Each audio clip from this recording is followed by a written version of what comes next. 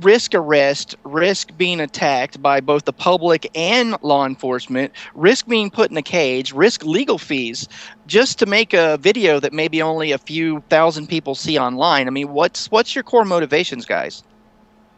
For me, it was more or less I wanted to see a new twist on it and coming at this at a different angle and being creative with it.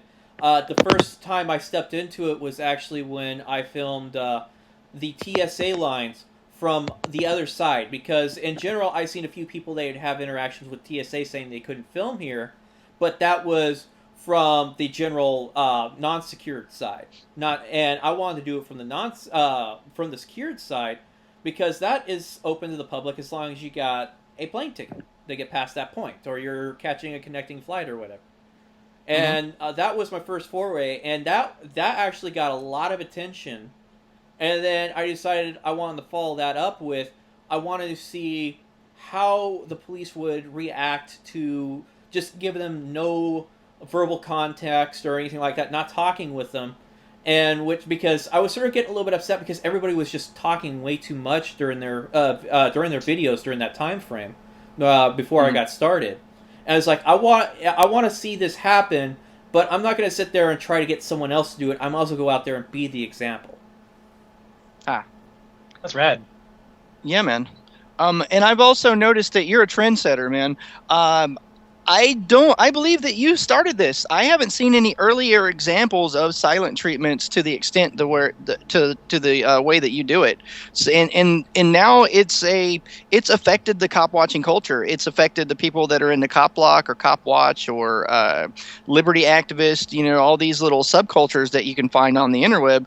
But you've actually added to the lexicon and to the repertoire of things we have in our toolbox to challenge the false legitimacy of government having, an exclusive monopoly on force. And, hats off to you for that, man.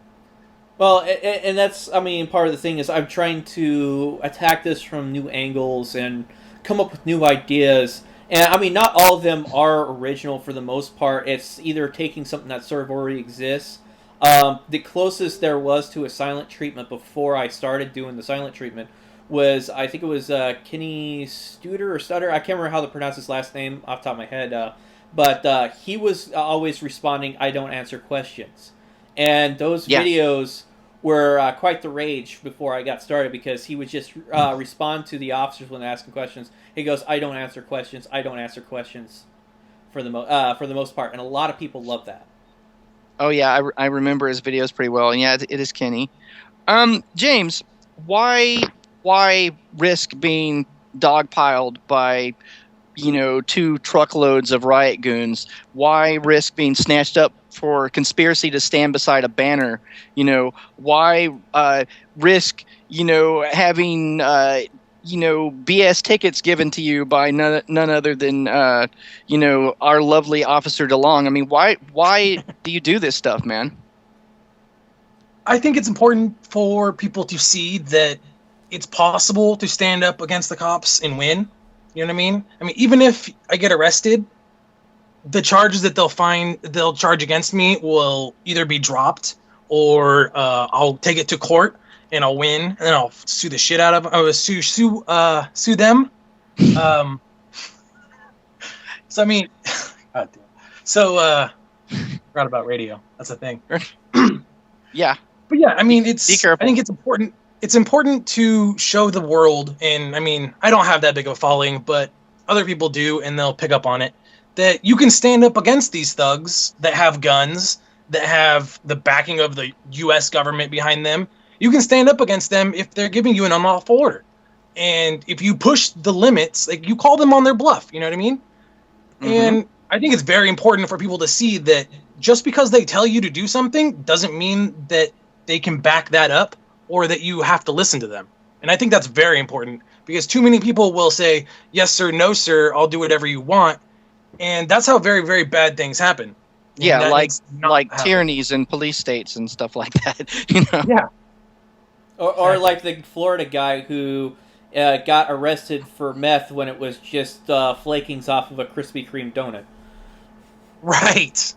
Right. You would think that the snoutular area of the great North American totalitarian authoritarianly minded, eating their young Cambrian brained cop would know by their extensive snoutular area and how finely tuned that is, the difference between drugs and a glazed donut. I mean, they spend all their time sniffing around in people's car floorboards and looking through pockets and making women open their purses and like pulling people over for conspiracy to be driving while black, or all these lovely things. They spend so much of their time. I mean, they should be able to identify the just by smell alone, the difference between Coke and donut glaze. I mean, I don't get it.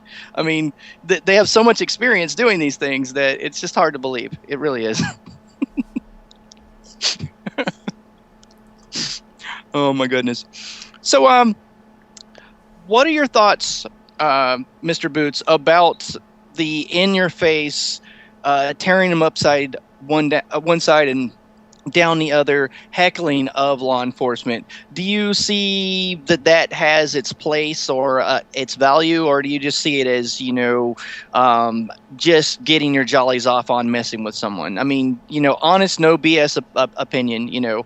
I will accept harsh critique. Well, I do see legitimate areas where it needs to be played out.